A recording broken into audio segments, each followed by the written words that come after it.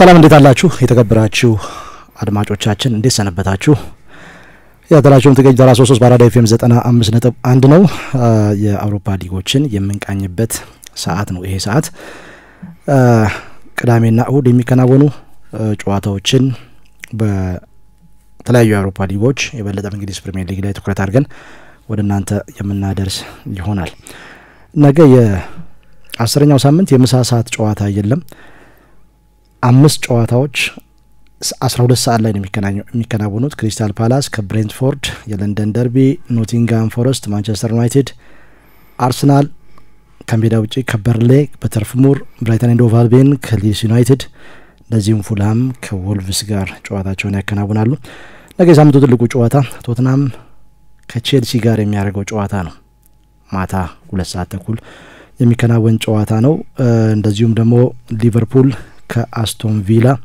ሌላው ተጠባቂ ጨዋታ ነው 5 ሰዓት ላይ ይከናወናል እሁድ 11 ሰዓት ላይ ዌስት ሃም ዩናይትድ ከኒውካስል ዩናይትድ 1 ሰዓት ተኩል ማንቸስተር ሲቲ ከቦርንመዝ እንደዚሁም ሰኞ ሰንደርላንድ የዚህ ውድድር ዘመን ክስተቱ ቡድን በሜዳው ባለፈው ሳምንት ለመጀመሪያ ጊዜ በሂል ዲኪንሰን ስታዲየም ሽንፈትን ከመዘገበው ኤቨርተን ጋር በስታዲየም ኦፍ ላይት ጨዋታውን የሚያከናውን ይሆናል ሁለቱን ጨዋታዎችን አስቀድሜ ልሻ ኖቲንጋም ፎረስት ከማንቸስተር ዩናይትድ በርሌ ከአርሰናል ኖቲንጋም ፎረስት ከማንቸስተር ዩናይትድ በውጤት ማጣት ቀውስ ውስጥ ሆኖ ሁለት አሰልጣኞችን በዚህ ውድድር ዘመን አሰናብቶ ሶስተኛውን አሰልጣኝ የቀጠረ ቡድን ነው ኖቲንጋም ፎረስት ከኑኖ ኤስፒሪንቶ ሳንቶ ጋር ከተለያየ በኋላ ኦንጄ ፖስቴኮግሉን አመጣ ለ39 ቀን ነበር የቆዩት አውስትራሊያዊ አሰልጣኝ ከዛ በኋላ ሾን ዳይሽ መጡ በዩሮፓ ሊግ አሸነፉ ግን ደግሞ በፕሪሚየር ሊግ ሽንፈትን መዝግበው ነው የጀመሩት ማንቸስተር ዩናይትድ የማሸነፍ ግምት ተሰጥቶት ነው ይሄንን ጨዋታ የሚያከናውነው ኖቲንጋም ፎረስት ባለፉት ጥቂት አመታት በተለይ ከ2023-24 የውድድር ዘመን ጀምሮ ማንቸስተር ዩናይትድን ሲፈትን የነበረ ቡድን ነው ይሄንን ጨዋታ እንመልከት ከዛ ውጪ በርሌ አርሰናል ሌላው ነገ ከሚከናወኑ ጨዋታዎች ትኩረትን የሚስብ ነው ያ ማርክ ምናልባት የኖቲንጋም ፎረስት የዚህ ውድድር ዘመን አካሄድ ብዙ በቡድን ግንባታ ወይ በአንድ ቡድን ውጤታማነት ላይ በአንድ ሲዝን ሊኖረው የሚገባው ውጤታማነት ላይ ትልቅ እንቅፋት የሆኑ ውሳኔዎችን የክለቡ አስተዳደር እያሳለፈ ያለ ይመስላል እንግዲህ ባለፈው ውድድር ዘመን ከጠንካራ የሊጉ ተፎካካሪ ቡድኖች መካከል አንደኛው ነው በሻምፒየንስ ሊግ በነበረው ፉክክር ረዘም ላለ ሳምንት የተፎካከረ ነው በአውሮፓ በኖቲንጋም ፎረስት ደረጃ አሁን እየተሳተፈ ያለበት የዩሮፓ ሊግ ደካማ የሚባል የውድድር ዘመን እንዳላሳለፉ ጥሩ ማሳያ ነው ማርክ ምናልባት ቅንጦት የበለጠ ተፎካክረው ስለነበረ ኦቨር አምቢሽን ይመስላል እንጂ የኑኖ ኤስፒሪንቶ ሳንቶስ ቡድን የሚጫወትበትን መንገድ የሚያውቅ በደንብ የተዋሃደ ለሳቸው የጨዋታ ስታይል ተስማሚ የሆኑ ስብስብ የያዘ ጥራት ያለው የመከላከልና የማጥቃት ሚዛኑን የጠበቀ ቡድን መስራት ይችላል ነበር አሰልጣኙ ብዙ የለቀቁ ተጫዋቾች የሉ አሰልጣኙ እርግጥ አንዳንድ ዝውውሮችን ፈልገው ሳይሳካላቸው ቀርቷል ምክንያቱም በአውሮፓ መድረክ እንደመሳተፋቸው ትንሽ የጥራት ደረጃውን ከፍ የማድረግ ፍላጎት በኑኖ ኤስፒሪንቶ ሳንቶስ በኩል ነበር ያ ሳይሳካ ቀረሳቸውም ከቡድኑ ጋር ተለያዩ ማለት ከዛ እንደገና ሁለተኛ አሰልጣኝ አንጄ ፖስቴኮግሉን የቀጠሩበት መንገድ ብዙ ሲያነጋግር እንደነበረ በወቅቱ እናስታውሳለን አንደኛው በጣም መጥፎ ሲዝን ነው ከቶተናም ጋር ያሳለፉት እጅግ በጣም መጥፎ ሲዝን 17ኛ ደረጃ ከመውረድ ለጥቂት ነው የተረፉት ምናልባት የዩሮፓ ሊግ ስኬታቸውን ብቻ ታሳቢ ያደረገ ቅጥር ይመስላል ስብስቡን ያላስተዋለ ከሳቸው የጨዋታ መንገድ ጋር ይሄዳል አይሄድም የሚለውን ነገር ግንዛቤ ውስጥ ያልከተተ አይነት ውሳኔ ነው ያሳለፈው የኖቲንጋም ፎረስት አስተዳደር አንድም ጨዋታ ማሸነፍ ሳይችሉ እጅግ በጣም ተቸግረው ምንም አይነት የተዋሃደ ማጥቃት የተዋሃደ መከላከል በአንድም ጨዋታ ሳንመለከትባቸው ተስፋ ሰጪ ነገር እንኳን ማየት ሳይቻል ነው አሰልጣኙ ከቡድኑ የተሰናበቱት አሁን ወደ ሳት ማጥፋ ይሄዱ ይመስላሉ ማርክ የበለጠ ሾንዳይሽ ይሄን ማድረግ ይችላሉ አንዳንድ ቡድኖች ችግር ውስጥ ሲገቡ ሶንዳይችን አምጥተው ከመውረድ የተረፉ ቡድኖች በሊጉ አሉ ስለዚህ አሁን ስጋት ውስጥ የገባ ቅጥር ይመስላል ያከናውኑት የተለየ ነገር የሚፈልጉበት አይነት ቅጥር አይደል አሁን በሊጉ አቆየን የሚል በውሳኔዎቻቸው ችግር ስጋት ላይ ይወደቀ የሰርቫይቫል ጉዳይ ላይ መጥቷል ይቡድን ማርክ ይሄ የበለጠ አስደንጋጩ ነገር ነው። በ2-0 በበርንማውዝ ባለፈው ሳምንት ተሸንፈዋል። በቼልሲ 3-0 በኒውካስል 2-0 ጨዋታ ማሸነፍ ጭራሽ አልቻሉም ማለት በዚህ የውድድር ዘመን አንድም ጨዋታ ኖቲንጋም ፎረስት በመጀመሪያው የፕሪሚየር ሊግ የመጀመሪያ ዙር ብሬንፎርድን 3-1 ካሸነፈበት ጨዋታ ውጪ አንድም ጨዋታ በየትኛው መድረክ ማሸነፍ አልቻለም። ይሄ በጣም አስገራሚ ነገር ነው ማለት ነው። ወራጅ ቀጠና ላይ ነው ያለው 5 ነጥብ 18ኛ ደረጃ ዌስትሃም ዩናይትድ 4 ነጥብ ወልቭስ 2 ነጥብ ከሴፍ ዞን የ3 ነጥብ ልዩነት ነው ያለው ከፉልሃም ጋር 5 ነጥብ ብቻ ነው ያለው ማለት ነው። አንዱን የመጀመሪያውን ሳምንት ጨዋታ ብሬንፎርድን ካሸነፈ ብሬንፎርድ ችግር ውስጥ የነበረ ቡድን ነው በወቅቱ ማለት ብዙ ተጫዋቾች ለቀዋል። ቶማስ ፍራንክ ለቀዋል። ስለዚህ የመጀመሪያ ጨዋታ ፈታኝ ሊሆንባቸው እንደሚችል ግምቶች ነበሩ። አሰልጣኙ በዛ ላይ ጀማሪ ናቸው የቆመ ኳስ አሰልጣኝ ሆነው ነው የመጡት። በዛ ችግር ውስጥ ያለውን ቡድን ብቻ ነው ማሸነፍ የቻሉት። በቀሪው 2 ጨዋታዎች አቻ ተለያይተው 5 ነጥብ ብቻ ነው ያለው ኖቲንጋም ፎረስት። የወቅቱ የማንቸስተር ዩናይትድን ፐርፎርማንስ ስትመለከት ማርክ ይሄን ጨዋታ ማሸነፍ ሶንዳይች ከባድ ፈተና ይሆንባቸዋል። አንደኛ ማንቸስተር ዩናይትድ በጣም ጥሩ መሻሻሎች እየተመለከትንበት ነው ያለነው በማጥቃት በመከላከል በተለይ በማጥቃቱ ላይ ያለው ጥራት በየጨዋታው እየተሻሻለ ሲመጣ እየተመለከትን ነው ያለነው። የብራያን ምቤሞ ቤንጃሚን ሼሽኮ ማቲያስ ኩኛ አማድ ዲያሎ ብሩኖ ፈርናንዴዝ አሁን የበለጠ ከነዚህ ተጫዋቾች ጋር የሆነ ኬሚስትሪው እየመጣለት ያለ ይመስላል። በሳምንቱ መጨረሻ ኢምቤሞ ላስቆጠረው 4ኛ ጎል ብራይተን ላይ ያደረገው አስተዋጽኦ ኳሱን ሳይነካው አሲስት ያደረገበት መንገድ በጣም ድንቅ ነው። ማርክ ግድ ኳስ መንካት አይጠበቅበትም አንድ ተጫዋች ለጓደኛው ምቹ የጎል ዕድል ለመፍጠር ጥሩ ቴሌፓቲክ አንደርስታንዲንግ እንደሆነ ማሳያ ነው በትክክል። ስለዚህ የተዋሃደ መጥቷል የማንቸስተር ዩናይትድ ማጥቃት። ስለዚህ በፍጹም ይፈትነዋል ኖቲንጋም ፎረስት የሚል እምነት የለኝም። ግን ሶንዳይች ገና አዲስ ነው የመጡት የበለጠ የጥንቃቄ እግር ኳስ መከተል የሚወዱ አሰልጣኝ ናቸው። ስለዚህ ዲፌንሲቭ የሆነ የጨዋታ አቀራረብ ከኖቲንጋም ፎረስት ምን መለከት ይመስልኛልና ጠንካራ የማንቸስተር ዩናይትድ አጥቂ የበለጠ የተዋሃደ ማጥቃት አጫወት ካልተከተለ ወይም ደግሞ ጥሩ መግባባት ካልተመለከትንባቸው በዚህ ጨዋታ 3 ነጥብ ይዞ ለመውጣት የሶንዳይችን የመከላከል ጥንካሬ የሚፈትናቸው ይመስለኛል። በርንሌይ አርሰናል ሌላው ትኩረት የሚስብ ጨዋታ ነው። እንግዲህ አርሰናል በሊጉ ደረጃ አናት ላይ ነው የሚገኘው። በዚህ ወር ባደረጋቸው ጨዋታዎች ሁሉንም አሸንፏል። ምንም ጎል አልተቆጠረበትም። በ4 ነጥብ ልዩነት እየመራ ነው የሚገኘው። ይህንንም ሳምንት በዚህ መልኩ ያስቀጥላል ተብሎ ነው የሚጠበቀው። በርንሌይ በወራጅ ቀጠና ነው የሚገኘው። ከወራጅ ቀጠናው በ5 ነጥብ ልዩነት ነው ያለው። በ2023-24 የውድድር ዘመን ወደ ፕሪሚየር ሊግ አድጎ በዛ አመት ወርዶ ከዛ በኋላ በወረደበት አመት ደግሞ ተመልሶ የመምጣት አይነት ታሪክ ነው ያለው። ዘንድሮም እንግዲህ አካሄዱ ወይ ይወርዳል ካልሆነ ደግሞ በተቸግሮም ቢሆን በሊጉ የመቆየት ስሜት የሚያሳይ አይነት ቡድን ነው። ከ9 ጨዋታዎች በኋላ 10 ነጥብ በአማካይ ኦልሞስት 1 ነጥብ ነው ከየጨዋታዎቹ የሚያገኘው። ይሄ ደግሞ ቲፒካል የወራጅ ቀጠና ቡድኖች ባህሪ ነው። የሚጠብቀው የጨዋታ አካሄድ ይታወቃል። አርሰናል በምን አይነት መልኩ በርንሌይ እንደሚጫወት ግልጽ ነው። ለዛም ዝግጁ ይሆናል ተብሎ ነው የሚጠበቀው። በጥሩ ተነሳሽነት ዊኒንግ ሜንታሊቲ ማሸነፍ ካልሆነ እንደ ሽንፈት የሚቆጠር አካሄድ ነው የያዘው። 3 ነጥብ ብቻ ከዛ ያነሰ ውጤት እንደ ሽንፈት የሚቆጠር ነው በአርሰናልና ይህንንም ጨዋታ መመልከት ይኖርብናል። በሳምንቱ ትልቁ ጨዋታዎች መካከል አንደኛው ነው። ምናልባት የስኮት ፓርከር በርንሌይ ተከታታይ ጨዋታዎችን አሸንፎ ነው ማርኬን ጨዋታ የሚያደርገው። ሊድስ ዩናይትድን የዳንኤል ፋልከን ጥሩ እየተንቀሳቀሰ ያለው ሊድስ ዩናይትድ ማሸነፍ ችሏል። ከዛ በኋላ በሳምንቱ መጨረሻ ወልቭስን 3-2 በሆነ ውጤት ጨዋታው ሊጠናቀቅ ጥቂት ደቂቃ በቀረው የጨዋታ ክፍለ ጊዜ ነው ጎል ማስቆጠርና 3-2 ማሸነፍ የቻለው። የበለጠ ሽግግሮች ላይ አደገኛ የሆነ ቡድን ይመስላል ማርክ የስኮት ፓርከር ቡድን። ሽግግሮች ላይ ጎሎች የሚያስቆጥር ፈጣን እንቅስቃሴ የሚያደርግ በደረጃው ላሉ ቡድኖች ፈታኝ መሆኑን አሳይቷል ማርክ። የበለጠ ሊድስ ዩናይትድን ያሸነፈበት 2-0 ወልቭስን ከሜዳው ውጪ ነው ጨዋታውን ማሸነፍ የቻለው።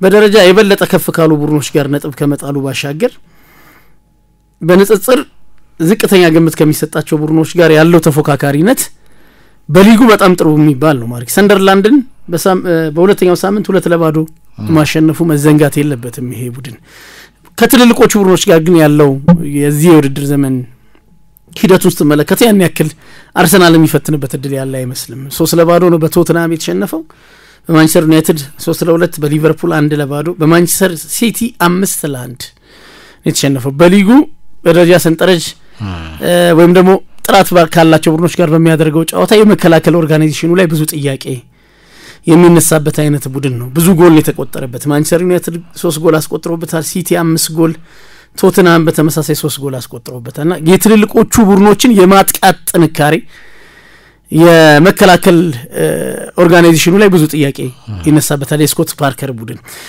ሽግግሮች ላይ ብዙ አይቸገርም ግን በሎ ብሎክ አቅዶ ሲገባ ግን በቁጥር በስተው በሳጥናቸው ዙሪያም በቁጥር በስተው እየተከላከሉ የትኩረት ማጣት የኳሊቲ ጥያቄ የሚነሳበት መከላከል የሚተገብር አይነት ቡድን ነውና ከዚህ ቡድን ጋር የአርሰናል የማጥቃት ጥንካሬን ስትደምርበት ምናልባት ጨዋታው ለማይክል አርቴታ ያን ያክል ፈታኝ የሚሆን አይመስልም ቶትናም ከቼልሲ የሳምንቱ ትልቁ ጨዋታ ነው ያለ ጥርጥር ሁለቱም ቡድኖች እንግዲህ በሻምፒየንስ ሊግ ተሳታፊ ናቸው የስኳድ ጥልቀታቸው አሁን ጥያቄ እየተነሳበት ነው ያለው እንግዲህ ቼልሲ 9ኛ ደረጃ ላይ ነው የሚገኘው በ14 ነጥብ ከመሪው አርሰናል በ8 ነጥብ ልዩነት ነው ያለው ቶትናም ግን በቅርብ ርቀት ያለ ቡድን ነው የ5 ነጥብ ልዩነት ከአርሰናል ጋር አርሰናል ቀድሞ ነው ይህንን ጨዋታ የሚያከናውነው ከበርሌይ ጋር ይህንን ጨዋታ ማሸነፍ ነጥቡን ወደ 25 ከፍ እንዲያደርግ እድል ይሰጠዋል ከቶትናም ጋር የሚኖረው የነጥብ ልዩነት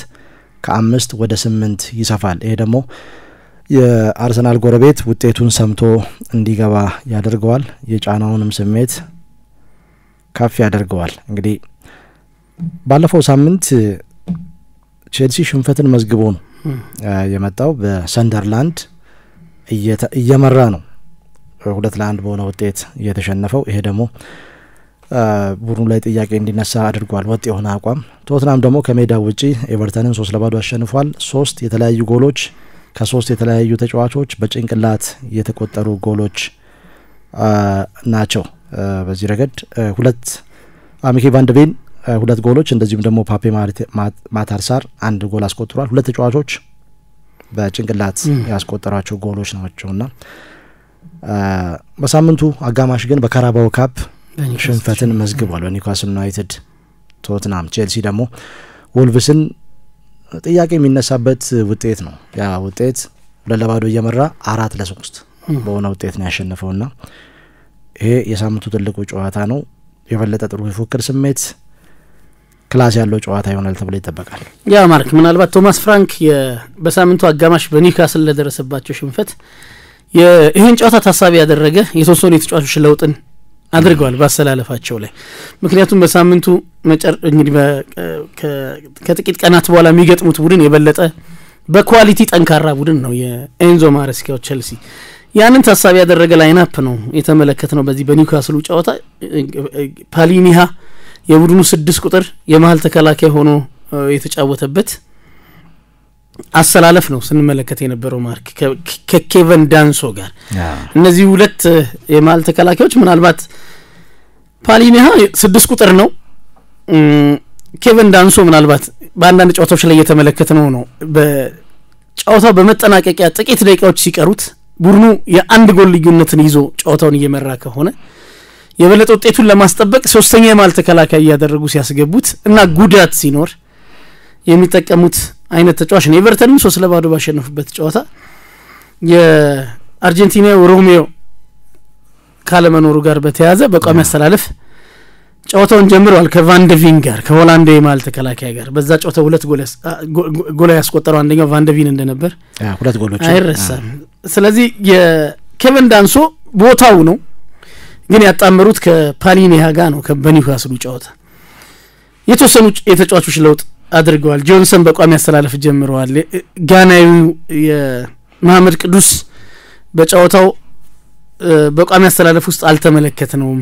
አንዳንድ ለውጦችን አድርገዋል ምክንያቱም ተጋጣሚያቸው ቼልሲ ነው ቀጣይ ተጋጣሚያቸው የወጣ አቋም ጉዳይ አንዳንዴ ሳይጠበቅ ነጥብ መጣሉ ጥሩ መንቀሳቀስ መቸገሩ ካልሆነ በስተቀር የኤንዞ ማሬስካ ቡድን የበለጠ ጠንካራ ኳሊቲ ያላቸውን ስብስብ ያዘ ቡድን እንደሆነ ሁሉም ሰው አስተያየት የሚሰጥበት ጉዳይ ነው። መች ነው የሚሻሻለው? መች ነው ወጥ አቋም የሚያሳየው?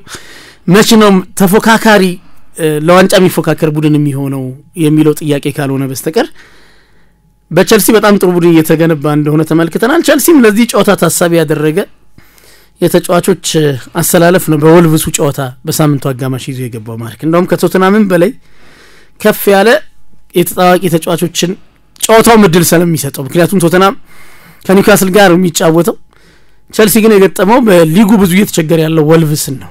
ከዛ አንጻር በርካታ ለውጦችን አድርጓል በቋሚ አስተላለፍ ውስጥ። ሮሜዮ ላቪያ ጨዋታውን ከአንድሬ ሳንቶስ ጋር የጀመረበት ጨዋታ ነው አማካይ ላይ ማርክ። ሮሜዮ ላቪያ የበለጠ የጨዋታ ጊዜ የሚያስፈልገው እዚህ ረዘም ያሉ ጉዳቶች የሚገጥሙት አይነት ተጫዋች ስለሆነ ወደ ጨዋታ ሪትም እንዲመጣ የበለጠ ብዙ በርከት ያሉ ጨዋታ ቁጥሮች ያስፈልጉታልና ያንን ታሳቢ ያደረገ ይመስላል። ወጣቶቹ አራቱም ወጣት ተጫዋቾች በዚህ ጨዋታ በወልቭስ ጨዋታ ጎል አስቆጥረዋል ማርክ። ታሪክ ጆርጅ፣ የረሚ ጊተንስ፣ ኢስቲቫዮ፣ አንድሬ ሳንቶስ እነዚህ አራቱም ተጫዋቾች ሁለቱ ብራዚሊያን ጨምሮ ጎል ያስቆጠሩበት ጨዋታ ነው። በቸልሲ ምን ያክል ተስፈኛ ወጣት ተጫዋቾች እንዳሉ ጥሩ ማሳያ ይመስለኛል ማርክና ጠንካራ ጨዋታ ከሁለቱ ቡድኖች የምንመለከት ይመስለኛል። ቶማስ ፍራንክ በቶተናም ማርክ ጥሩ ጀምረዋል። የበለጠ ተጫዋቾችን አፈራርቆ ለማጫወት ጥረት ያደርጋሉ። በደረጃ ሰንጠረጁ የተቀመጡበት ቦታ የበለጠ ለቶፕ ፎር መፎካከር ለዋንጫው ፍክክር ማድረግ የሚችሉበት አይነት ቦታ ላይ ነው ያሉት። በ17 ነጥብ 3ኛ ደረጃ ላይ ነው የተቀመጡት። አማካዩ ላይ የቤንታኩር ላይ ያላቸው እምነት ከጨዋታ ጨዋታ እያደገ የመጣ ይመስላል ማርክ። ይሄ ተጫዋች ለኔ አሁን ዓለም ላይ ካሉ ምርጥ አማካዮች መካከል አንደኛው ነው የሚል እምነት አለኝ ማርክ። ከኳስ ጋር በጣም ኳሊቲ ያለው ያለ ኳስ ኡራጋይ ነው። የሰራተኝነት ጥያቄ ብዙ የሚነሳበት አይነት ተጫዋች አይደለም እና ቤንታኩርን በተለያዩ ጨዋታዎች አሰልጣኝ ቶማስ ፍራንክ የተጠቀሙት እየተመለከተን ያለ ነው። አማካዩ የበለጠ ከኳስ ጋር ያለ ኳስም ኳሊቲ ያለው ይመስላል የቶተናም አማካይ። ቤንታኩር ፓሊኒያ የበለጠ ለመከላከል ሽፋን የሚሰጥ ነው። አንድ ለአንድ ጥሩ አሸናፊ ነው። ሸርተቴዎቹ ስኬታማ ናቸው። ቤንታኩር እሱ የሚያደርገውን ነገር ማድረግ ይችላል። ከኳስ ጋር ደግሞ ፍጹም ተስማሚ ነው። ፓፕ ማታሳር ሌላኛው አማራጫቸው ነው። ከሳጥን ሳጥን ይሮጣል። ኢነርጂው ጥሩ ነው። ተደራቢ አጥቂው ነው ደግሞ የበለጠ ለአማካይ ክፍሉ ድጋፍ የመስጠት ወደፊት የሚሄዱ ጎል የማስቆጠር ችግር የለበትም። ስለዚህ አማካዩ ላይ በጣም ብዙ አማራጭ ያላቸው ጥራት ያላቸውን ተጫዋቾች ስብስብ የያዘ ነው። ቶማስ ፍራንክ በደንብ ቡድናቸውን የተጠቀሙ ያሉ ይመስላል። ኮሎሞዋኒ ማርከር አንደም ኮሎሞዋኒ የፈረንሳይ አጥቂ የመጀመሪያ አሰላለፍ ውስጥ በኤቨርተኑ ጨዋታ ጀምሯል። ሪቻርድሰን ሲዝኑ ሲጀመር ጥሩ ከአሰልጣኙ የጨዋታ መንገድ ጋር የተግባባ ይመስላል። ስብስቡ የዋዛ አይደለም የቶተናም ስብስብ ማርክ። በተለይ አጥቂው ላይ ያላቸውን አማራጭ ተመለከተ። በአንድ አጥቂ መጫወት የሚወዱ አሰልጣኝ ናቸው። 4-2-3-1 ብዙ የሚተገብሩት የጨዋታ ፎርሜሽን ነው። በዚህ የጨዋታ ፎርሜሽን ኮሎሞዋኒ፣ ሪቻርድሰን እና ሌላኛው ዶሚኒክ ሶላንኬ የዚህ ቡድን ተጫዋቾች ሶስቱም ጥራት ያላቸው 9 ቁጥሮች ናቸው ማርክና ያን ያክል የስኳድ ዴዝ ጥያቄ የኳሊቲ ጉዳይ ማመድ ቅዱስ 10 ቁጥር ይሆናል። ከአንደኛው መስመር እየተነሳ ማጥቃት ይችላል። በተለይ ከዚህ ከቀኝ መስመር እየተነሳ የበለጠ ምቾት ይሰማል። አደገኛ አጥቂ ነው። የጥራት ዣቪ ሲሞንን ጨምሮ የጥራትም የስኳድ ዴቭዝም ያን ያክል ብዙ ችግር ያለበት ቡድን አይመስለኝም። የቶማስ ፍራንክ ቡድን የሁለት ትልልቅ ቡድኖች ጨዋታ ነው ብዬ ነው የማስበው ማለት። ሊቨርፑል አስቶን ቪላ ነገ 5 ሰዓት ላይ የሚከናወን ጨዋታ ነው ምሽት። ሊቨርፑል በምን አይነት ሁኔታ ላይ እንዳለ ይታወቃል። ከ72 አመት በኋላ ለመጀመሪያ ጊዜ በአገር ውስጥ ውድድሮች በ5 ተከታታይ ጨዋታዎች ሽንፈትን መዝግበዋል። ባለፉት 6 ጨዋታዎች አንድ ድል ነው ያለው። የኢንትራ ፍራንክፈርቱ ጨዋታ ሻምፒየንስ ሊግ፣ 4 ተከታታይ ጨዋታ በፕሪሚየር ሊግ፣ እንደዚሁም አንድ ጨዋታ በክሪስታል ፓላስ። ከ5ቱ ሽንፈቶች 2ቱ በክሪስታል ፓላስ ያስመዘገባቸው ሽንፈቶች ናቸው። የከፋ የሚያደርገው በሳምንቱ አጋማሽ በክሪስታል ፓላስ አንፊልድ ላይ መሆኑ አሰልጣኙ እንዴት አይነት አካሄድ እየተጓዙ ነው የሚያስብል አይነት ረቡዕ በነበረን ፕሮግራም ላይ ስንጠቅስ የነበረው ነገር አለ። አሰልጣኙ ይህንን ጨዋታ ለማሸነፍ ሙሉ ስኳዳቸውን ይዘው መግባት አለባቸው ስንል ነበር። ሜዳቸው ላይ ነው፣ ምናልባት አድቫንቴጅ ሊሰጣቸው ይችላል። ክሪስታል ፓላስ አይደለም በተባባቂ ተጫዋቾች ቀርቶ በዋናው ቡድንም ብትገጥመው እጅግ በጣም ከባድ ቡድን ነው። አርሰናልን ምን ያህል ኤሚሬትስ ድረስ መጥቶ እንደፈተነ ተመልክተናል። በዛ ጨዋታ ላይ የተጠቀማቸው ተጫዋቾች ጥያቄ የሚያስነሱ ናቸው። ኦፍ ኮርስ ከፊታቸው አስቶን ቪላ አለ፣ ግን ደግሞ ከውጤት ማጣት ቀውስ ለመውጣት ይሄንን ጨዋታ ይግድ ማሸነፍ ግድ ይላል። ያንን ለማድረግ ደግሞ በቋሚ 11 ነበር መግባት የነበረባቸው። ብዙዎች የሚያስቡት ያንን ነው። ተጋጣሚያቸው ፖርትቬል ወይ ኤግዘተር ሲቲ ካልሆነ ግሪምስቢ ታውን አይደለም። ትልቁ ሊግ ላይ እየተሳተፈ የሚገኘው በ85 ቀን ሁለት ዋንጫዎችን ያነሳው ባለፈው የውድድር ዘመን ክሪስታል ፓላስ ነው። 3-0 ተሸንፈዋል። ከ72 ዓመት በፊት የነበረውን መጥፎ ሪከርድ ደግሟል። በዛን ጊዜ ሊቨርፑል ከቶፕ ፍላይት ወርዷል። ያ ማርክ በጣም አስገራሚ ውሳኔ ነው። ብዙዎች የጠበቁት አይመስልም። ምክንያቱም ቡድኑ ከተከታታይ ሽንፈት መላቀቅ ያስፈልገው ነበር ብዬ አስባለሁ። ለዚህ ለአስቶን ቪላው ጨዋታ አንድን ጨዋታ ካሸነፉ በኋላ ወደ ሜዳ መምጣት የራሱ የሆነ ሳይኮሎጂካል አስተዋጽኦ አለው የሚል እይታ ነው ያለኝ። ግምቶች አልነበሩም። የተወሰኑ ለውጦች ማድረግ የሚጠበቅ ነው ከሁለቱም ቡድኖች። በኦሊቨር ግላስነር በኩል ለውጥ ነበር ማርክ። ካንቮት ነው ጨዋታውን የጀመረው ከሶስቱ የማል ተከላካዮች አንደኛው ጃይዲ ካንቮት ነው ጨዋታውን የጀመረው። አንደኛውን ተከላካይ ተጠባባቂ እንዲሆን አሰልጣኙ ውሳኔ ያሳልፈዋል። ካራባው ካፕ ሲሆን አንዳንድ ለውጦችን ያደርጋሉ የትኛውም ቡድን። ኤዲ ኒኪታ ነው 9 ቁጥር ሆኖ የጀመረው። የቡድኑ ምርጡ አጥቂ በጨዋታ ውስጥ አልነበረም ተቀይሮ ቢገባም።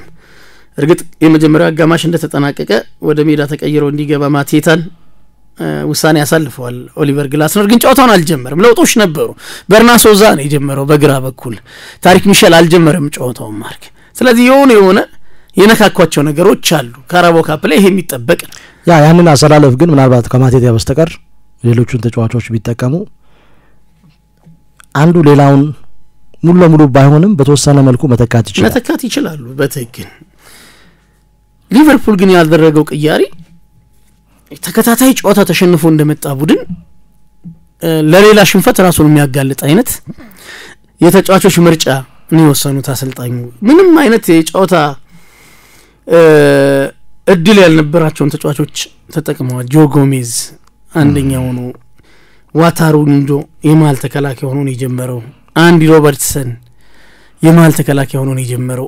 ብዙ አዳዲስ ነገሮችን የሞከሩበት ጨዋታ ኬርኬዝ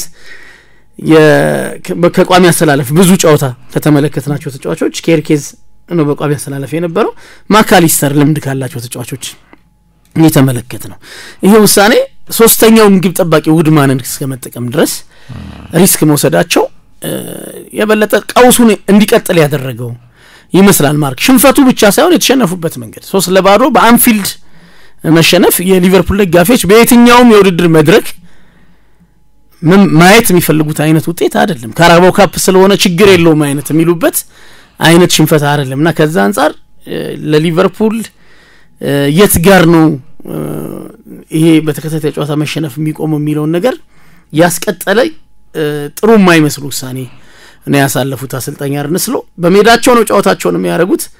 ጥሩ ከተሻሻለው አስቶን ቪላ ጋር ነው ጨዋታውን የሚያደርጉት። ባለፈው ሳምንት ማንቸስተር ሲቲን ካሸነፈው 1-0 በሆነ ውጤት አሸንፈዋል። በተከታታይ ጨዋታ በሽንፈት የት ጋር ነው አስቶን ቪላ ምንድነው የገጠመው የሚል ነገር ሲነሳ ነበር። ከአምስተኛው ሳምንት ማርክ ከዚህ ከሶስተኛው ሳምንት 3 ተከታታይ ጨዋታ ነጥብ መሰብሰብ አልቻለም።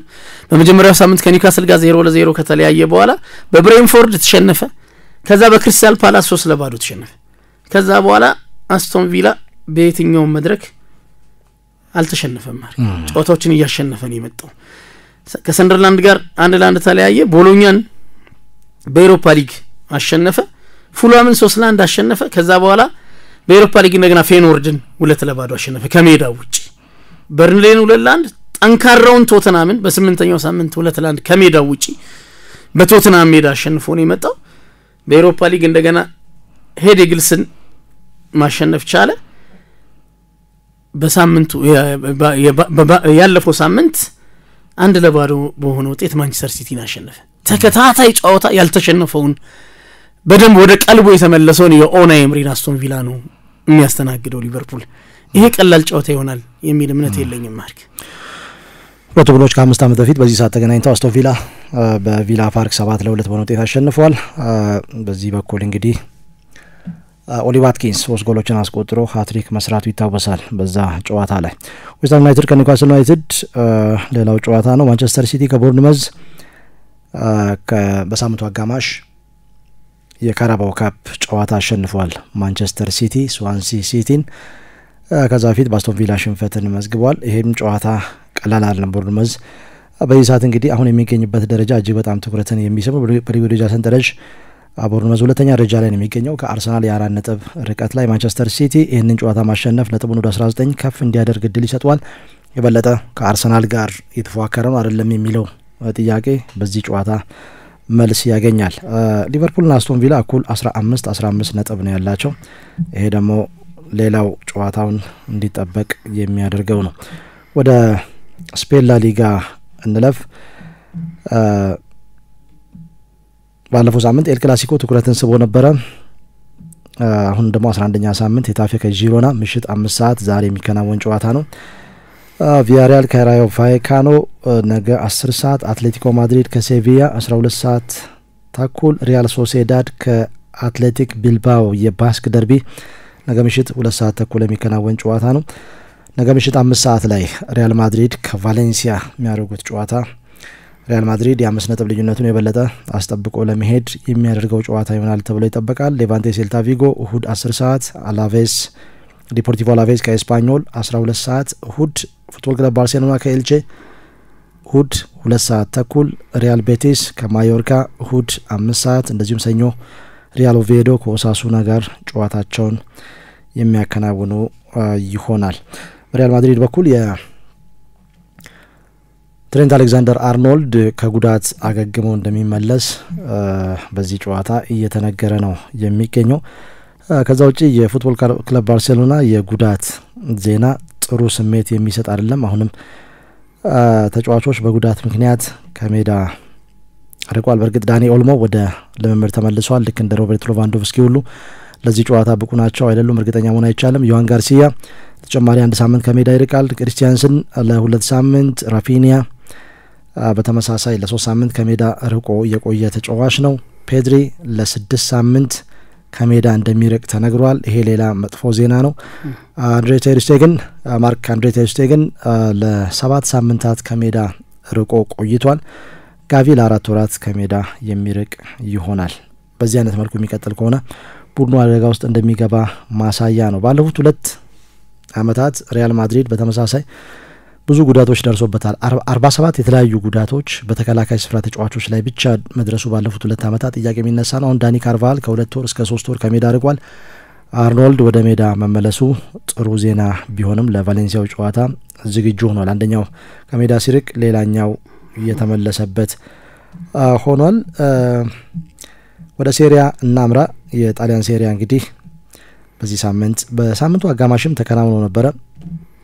የናፖሊ ድል እንደዚሁም በተከታታይ ደግሞ የኤሲ ሚላን ነጥብ መጣል ትኩረትን ከሳቡ ጉዳዮች መካከል የሚጠቀስ ነው። ኤሲ ሚላን በ2 ተከታታይ ጨዋታዎች ማግኘት ከነበረበት 6 ነጥብ 4ቱን ነው 4ቱን ጥሎ 2ቱን አሳክቷል። ዩዲኔዜ ከአታላንታ ነገ 11 ሰዓት፣ ናፖሊ ከኮሞ 2 ሰዓት፣ ክሬሞኔሴ ከዩቬንቱስ 4 ሰዓት ከ45። ዩቬንቱስ በሳምንቱ አጋማሽ አሰልጣኝ ሹምሽር አድርጎ እንግዲህ በጊዜ አሰልጣኝ አሸንፏል 3-1 በሆነ ውጤት። ሄላስ ቬሮና ከኢንተር ሚላን እሁድ 8 ሰዓት ተኩል፣ እንደዚሁም ፊዮረንቲና ከሌቼ ምናልባት የአሰልጣኝ ስቴፋኖ ፒዮሊ ቆይታ አሁን የበለጠ ጥያቄ የሚነሳበት ነው። ኤሲ ሚላን ከሮማ እሁድ 4 ሰዓት ከ45 የሚከናወን ጨዋታ ነው። ምናልባት አንዳንድ ነጥቦችን ማንሳት ከቻልን የሁለቱ ጨዋታ የበለጠ በሴሪያው ተጠባቂ ነው። ማርክ በደረጃ ሰንጠረዥ አናት ላይ ያለው ናፖሊ ከኮሞ የሚያደርገው ጨዋታ ቀላል አይደለም። ግን የበለጠ ተጠባቂ የሴሪያ ጨዋታ ናፖሊ ከኤሲ ሚላን የሚያደርገው ጨዋታ ነው። ኤሲ ሚላን ይመለሳል። በተከታታይ ጨዋታ ነጥብ ጥሏል። ሁለቱንም ጨዋታዎች አቻ ነው የተለያየው በተከታታይ ጨዋታ። ይሄ ጨዋታ ደግሞ እጅግ በጣም ከፍ ያለ ተጠባቂነት ያለው ጨዋታ ነው። ናፖሊ እውነተኛ ተፎካካሪ ሆኗል። ሮማ ከናፖሊ ጋር ያለው የነጥብ ልዩነት እኩል ነው። በሁለቱ ቡድኖች መካከል 21 ነጥብ ይዘው ነው በሊጉ የደረጃ ሰንጠረዥ አናት ላይ የተቀመጡት። ሚላን ዛሬ እንግዲህ በእሁዱ ጨዋታ የሚሸነፍ ከሆነ ማርክ ከፉክክር ራሱን እያራቀ ለመምጣት ይገደዳል። እንግዲህ 24 ነጥብ እንዲገባ ይፈቅዳል እና ሮማን የበለጠ የነጥብ ልዩነቱ ከፍ እያለ እንዲመጣ ነው የሚሆነው። ጨዋታው ማሸነፍ የሚችል ከሆነ ግን አሁንም ተፎካካሪ መሆን የሚችልበት እድሉ ሰፊ እንዲሆን ያደርጋል። ኤሲ ሚላን ጎል የሚቆጠርበት ቡድን መሆኑ የበለጠ እየጎዳው ያለ ይመስላል። ማርክ ጎሎች ያስቆጥራል፣ ግን በተደጋጋሚ ጨዋታዎች ከመምራት እየተነሳ ጎል እየተቆጠረበት ነጥብ ሲጥል እየተመለከተን ነው። ሳሙኤል ሪቺ 4ኛው ደቂቃ ላይ ነበር በአትላንታው ጨዋታ ጎል ያስቆጠረው። አደምራ ሉክማን ከዛቸው አረጋቸው ሉክማን ጎል አስቆጥሯቸው ሆነዋል። ከዛ በፊት በነበረውም ጨዋታ ማርክ በሁለት አጋጣሚዎች ራፋኤል ሊያው ጎል አስቆጥሮ ሲመራ ነበር ከፔስካራ ጋር። ከዛ በኋላ 2-1 ተመርቶ ነው እንደገና ጎል አስቆጥሮ 2-2 የተለያዩ ጨዋታን ቀድሞ ጎል አስቆጥሮ ይጀምራል፣ ለመጨረስ ግን ይቸገራል። ማርክ ይሄ የበለጠ የማሲሚሊያኖ አሌግሪ ትልቅ የቤት ስራ ይመስለኛል። ጥሩ መሪ ያለው ቡድን ነው በሉካ ሞድሪች እጅግ በጣም ትልቅ ልምድ ባለውና ሜዳ ላይ ትልቅ ኳሊቲ እንዳለው አሁንም እያሳየ ባለው በሉካ ሞድሪች መሪነት የሚታገዝ ቡድን ነው። ግን ውጤት አስጠብቆ የመውጣት ፈተና እየገጠመው ነው ያለው። ትልልቅ ጨዋታዎች ነው በተከታታይ ለማድረግ የተከደደው ከጁቬንቱስ ጋር፣ ከዛ ችግር ውስጥ ካለው ፊዮረንቲና ጋር። ችግር ውስጥ ያሉ ቡድኖች ማርክ ፈታኝ ናቸው። ከችግር ለመውጣት የትኛውንም አይነት መስዋዕትነት ነው የሚከፍሉትና ከዛ በኋላ ያደረገው ጨዋታ ከአትላንታ ጋር ከሜዳው ውጪ ማድረጉ ትንሽ የፈተነ ይመስላል። አሁን በሜዳው ነው ሮማን የሚገጥመው። 3 ነጥብ እጅግ በጣም አስፈላጊ ይመስለኛል። አሌግሪው ቡድን ሮማ በደንብ የተገነባ ቡድን ነው ማለት በጋስፔሪኒ የበለጠ ከፍ ያለ ቡድን ላይ ከአትላንታ ከፍ ያለ ቡድን ላይ ትልቅ ስራ መስራት የሚችሉ አሰልጣኝ መሆናቸውን ያሳዩበት አይነት የሴሪያው አጀማመር ነው የተመለከተነው። ተጠባቂው ጨዋታ ይሄ ይመስለኛል ማለት ያ ናፖሊና ሮማ 21 ነጥብ አላቸው። ኢንተር ሚላንና ኤሲ ሚላን 18 ነጥብ፣ ኮሞ 16፣ ቦሎኛና ዩቬንቱስ 15 ነጥብ አላቸው። በናፖሊና በመሪው ናፖሊና 7ኛ ደረጃ በሚገኘው ዩቬንቱስ መካከል የ6 ነጥብ ልዩነት ነው ያለው። ሴሪያ ምናልባት በዚህ ውድድር ዘመን እጅግ በጣም ትኩረትን እንዲስብ ምክንያት ሊሆን ይችላል። የጀርመን ቡንደስሊጋ የባየር ሙኒክ የበላይነት በተደጋጋሚ እየተመለከተ ነው የምንገኘው። በሳምንቱ አጋማሽም ኮሎኝን በዲኤፍቢ ፖካል 3-1 በሆነ ውጤት አሸንፏል። 9ኛ ሳምንት እንግዲህ ዛሬ ምሽት አውግስቡርግ ከቦሩሲያ ዶርትሙንድ ጨዋታቸውን ያከናውናሉ። አርቢ ላይፕዚግ ከስቱትጋርት፣ እንደዚሁም ሄዴኒየም ከኢንትራ ፍራንክፈርት፣ ኦኒየን በርሊን ከፍሬቡርግ፣ ሜንዝ ከቬርደር ብሬመን፣ ሴንት ፓውሊ ከቦሩሲያ ሞንችግላድባህ እነኚህ በሙሉ ነገ 11 ሰዓት ተኩል የሚከናወኑ ናቸው። የሳምንቱ ጠባቂ ጨዋታ ባየር ሙኒክ ከባየር ሌቨርኩሰን የሚያከናውኑት ጨዋታ ነው። እንግዲህ ባየር ሙኒክ በዚህ ሰዓት በሊጉ ደረጃ ሰንጠረዥ አናት ላይ ተቀምጧል። ከ8 ጨዋታዎች በኋላ 24 ነጥብ ሰብስበዋል። ምንም ሽንፈት አልመዘገበም። 30 ጎሎችን አስቆጥሮ የተቆጠረበት 4 ጎል ብቻ ነው። ከዛ ውጪ የ5 ነጥብ ልዩነት ነው ያለው ከአርቢ ላይፕዚግ ጋር፣ እንደዚሁም ከቦሩሲያ ዶርትሙንድ ጋር የ7 ነጥብ ልዩነት ነው ያለው። ይሄ ደግሞ ዘንድሮ ባየር ሙኒክ ምናልባት ማርች ላይ የሊጉን ዋንጫ ማንሳቱን ሊያረጋግጥ ይችላል። ሃሪኬን እንግዲህ በዚህ ውድድር ዘመን 3 አሲስቶች ወይም ለጎል የተመቻቹ ኳሶችን አቀብሏል። ከዛ ውጪ በእያንዳንዱ ጨዋታ ላይም በተመሳሳይ ጎል እያስቆጠረ ነው የሚገኘው። ይሄ ደግሞ እጅግ በጣም የተለየ ጉዞ እያደረገ እንደሆነ በትክክል ማሳያ ነው። ከእርሱ በተጨማሪ ደግሞ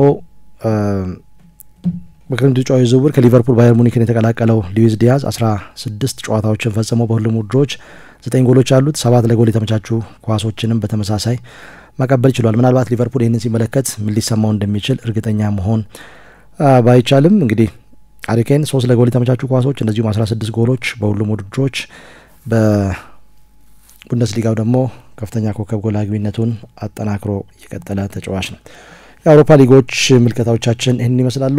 በዚህ ሳምንት እናንተስ ምን ጠብቃላችሁ? ሀሳብ አስተያየት አድርሱን። እንደዚሁም ደግሞ የዩቲዩብ ገጻችንን ሰብስክራይብ አድርጉ። የበለጠ ቤተሰባዊ ትስስር አጠናክሩ። ስላዳመጣችሁን ከልብ እናመሰግናለን።